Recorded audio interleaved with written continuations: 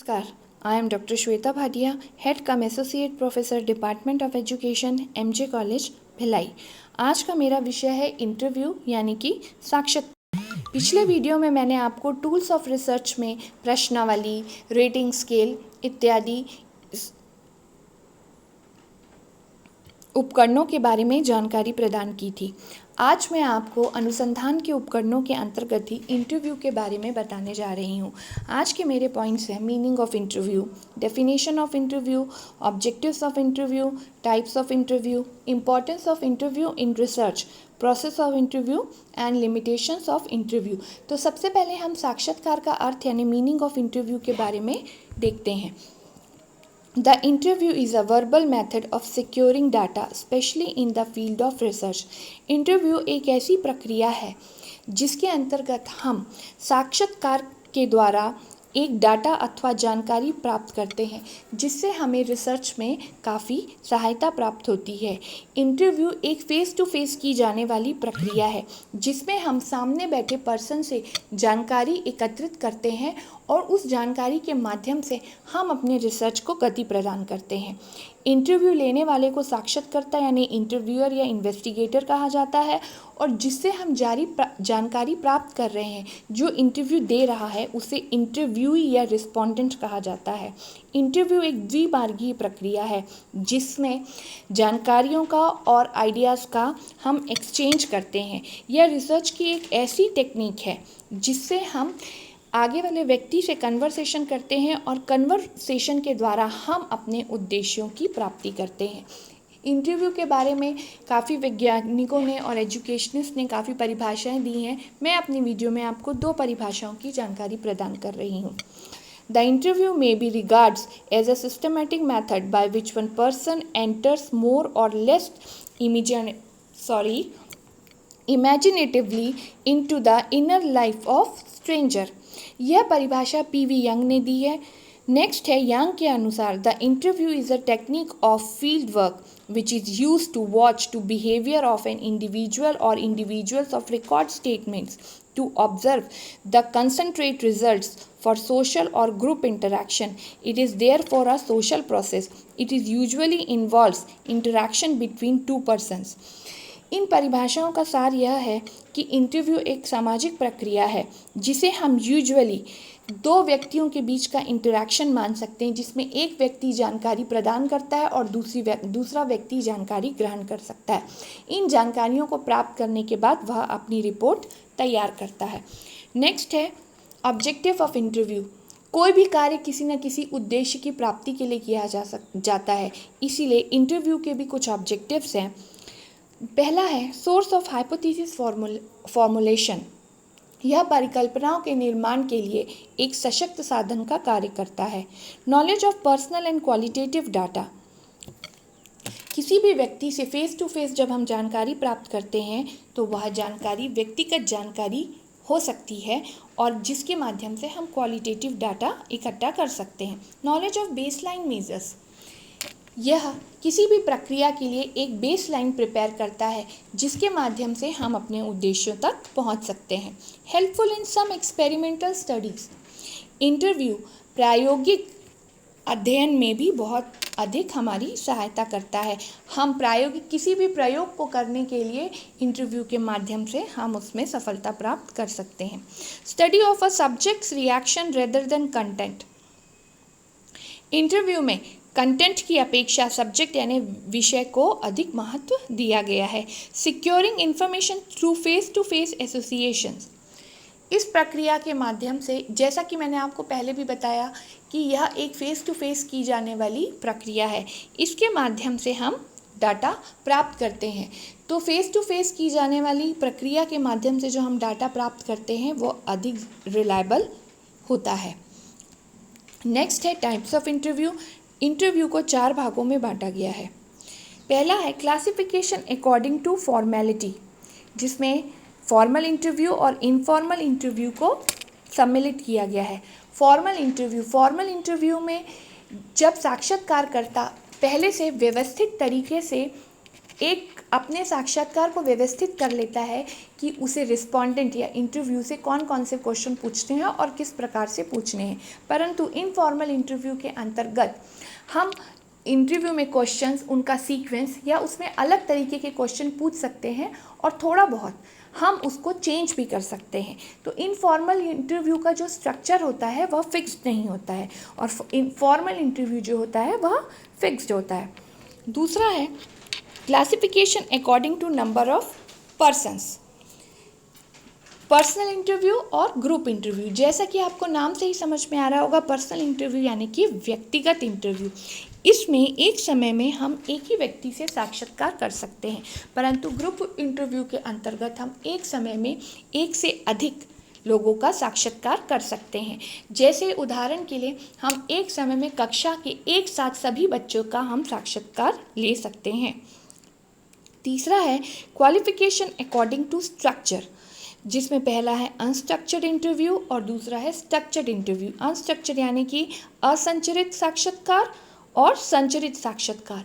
असंरचित साक्षात्कार पहले से व्यवस्थित नहीं होता है, इसमें हम इंटरव्यू के स्ट्रक्चर को चेंज कर सकते हैं और थोड़ा बहुत उसमें अपने दूसरे क्वेश्चंस को भी ऐड कर सकते हैं और उसकी दिशा परिवर्तन भी कर सकते हैं। और स्ट्रक्चर्ड इंटरव्यू जो होता है वह पहले से फिक्स्ड होता है, जिसमें सभी चीज़ें पहले से व्यवस्थित होती है। यह फॉर्मल और इनफॉर्मल इंटरव्यू का ही एक रूप है। चौथा है क्लासिफिकेशन अकॉर्डिंग टू पर्पस, यानी कि उद्देश्यों के अनुसार इंटरव्यू के प्रकार, जिसमें पहला है डायग्नोस्टिक इंटरव्यू, ट्रीटमेंट इंटरव्यू और रिसर्च इंटरव्यू। डायग्नोस्टिक इंटरव्यू में किसी भी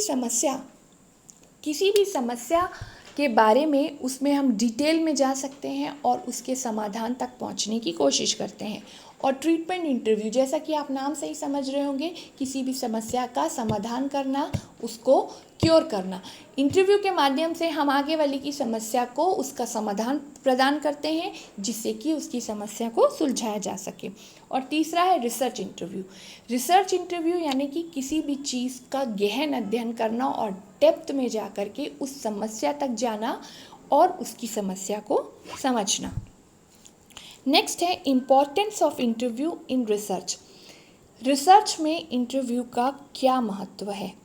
इंफॉर्मेशन अबाउट इनर फीलिंग्स, इसमें हम किसी भी व्यक्ति के अंदर की भावनाओं के बारे में जानकारी प्राप्त कर सकते हैं। सेकेंड पॉइंट है securing information from persons of all levels, किसी भी व्यक्ति के हम हर एक लेवल पे जा करके हम हर एक लेवल की जानकारी को प्राप्त कर सकते हैं।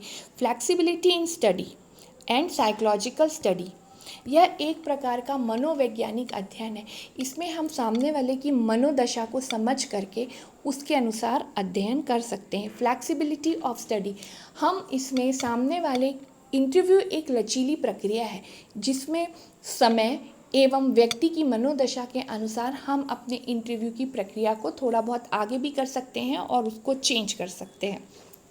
नेक्स्ट है study of abstract and integrable phenomenal possible.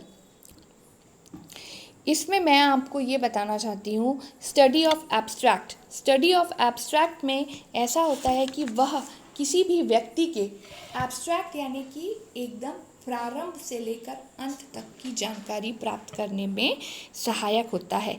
इंटरस्टिमुलेशन मतलब कि हम किसी भी व्यक्ति की आंतरिक भावनाओं में उस प्रश्नों के द्वारा उसकी आंतरिक जानकारी, आंतरिक भावनाओं को समझ करके हम सारी जानकारियाँ प्राप्त कर सकते हैं।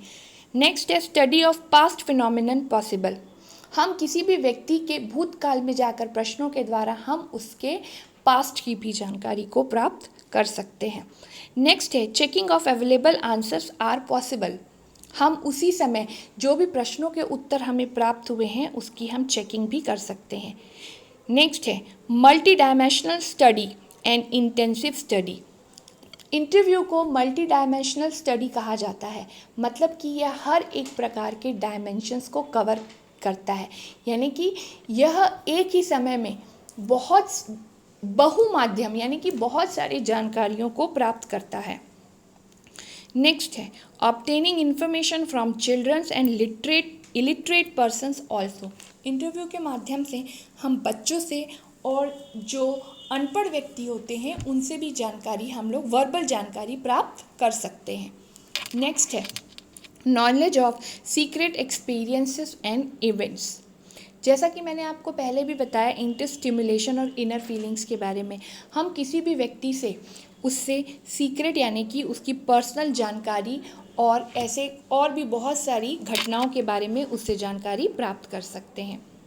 नेक्स्ट है प्रोसेस ऑफ इंटरव्यू यानी कि इंटरव्यू प्रक्रिया, जिसका पहला चरण है प्री प्लानिंग। इंटरव्यू हमेशा पूर्व नियोजित होना चाहिए कि इंटरव्यू कितने समय का लिया जाएगा, किस प्रकार लिया जाएगा और कहाँ लिया जाएगा, किस व्यक्ति से लिया जाएगा। दूसरा है कंडक्टिंग द इंटरव्यू, इंटरव्यू को सिस्टमेटिक तरीके से कंडक्ट करना। नेक्स्ट है रिकॉर्डिंग द रिस्पॉन्सेस, जो भी रिस्पॉन्स मिल रहे हैं उसकी प्रॉपर रिकॉर्डिंग करना। नेक्स्ट है क्लोजिंग द इंटरव्यू, इंटरव्यू को व्यवस्थित रूप से समाप्त करना।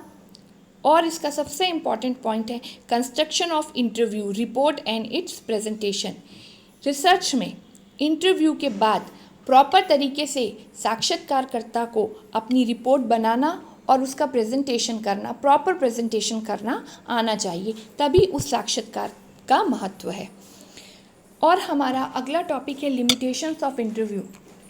हर प्रक्रिया की जहाँ उपयोगिता होती है, जहाँ उसका महत्व होता है, तो वह किसी न किसी लिमिटेशन से भी बंधा रहता है।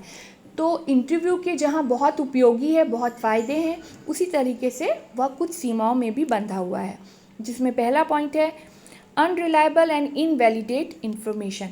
कई बार इंटरव्यू में व्यक्ति जो है गलत बातें भी बता सकता है। Impossibility of empirical verification, interview में एम्पेरिकल वेरिफिकेशन संभव नहीं होता है।